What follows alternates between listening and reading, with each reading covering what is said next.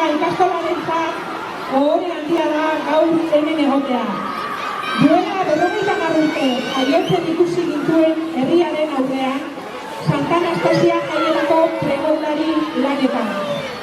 Eskerrak eman nahi dizkiogu Urretxuko udalari aukera hau eman digulako.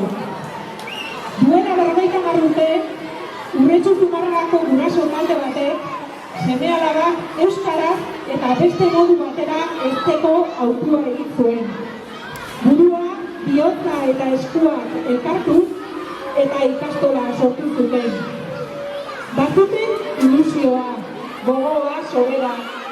Bazuten intuizioa, konfiantza, ziurgabetasunekoa zirudien egoera hartan, denen artean herritik eta herriarentzat sortutako hezkuntza proiektu bat eraiki eta abiarazteko.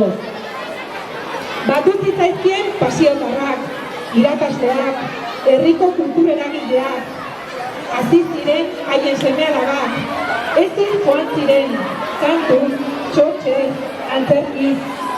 Batu zitzaizkien beste guraso batzuen seme-alabak, eta irakasle gehiago. Sortu zuten irakatsi eta ikasteko materiala eta partekatu.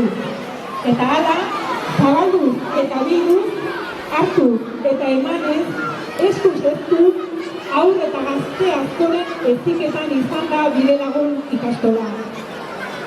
Ausardiak lehen urratsak eman zituzten orduko gazteaiek, babesa eman zuten pasiotarrak, eta konfiantza erakutsi zuten gurasoak eta haien seme-alabak. Garai batean ikasle eta egun guraso gardenak. Garai batean guraso eta orain aitona-amonak direnak. Irakasle eta langileak, guraso berriak, egungo ikasteak. Bildu gara gaur, batzuk balkoi honetan, beste batzuk plazan, ikastolaren partaide izan garenon izenean. Gaur gu gara protagonistak. Bihar beste batzuk izango dira. Urretxu Zumarraga ikastolaren bideak aurrera jarraitzen baitu.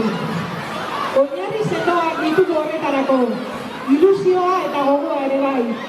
Eta gaur, gure 50. urtemoagatik dugun poza eta zoriontasuna urretxuar guztiekin eta plazan bildu zareten herritar guztiekin partekatu nahi dugu. Santa Anastasia jaiak giro ederrean eta baketsuan ospatzeko desioa luzatu. Gora Santa Anastasia!